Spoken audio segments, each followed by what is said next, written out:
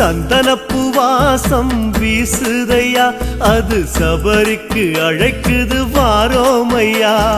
காடு மலை தாண்டியே சாமி வந்தோம் பெரும் பாதையே, காடு மலை தாண்டியே சாமி வந்தோம் பெரும் பாதையே. மாலையிட்டோம் எதுக்கு மணிகண்டா உனக்கு, பக்தி கொண்டு நடந்து வரோம் ஐயா, பள்ளி கட்ட சுமந்து வரோம். சாமிய சரணம் சாமிய சரணம் சரணம் சரணம் ஐயப்பா, சாமிய சரணம் சாமிய சரணம் சரணம் சரணம் ஐயப்பா.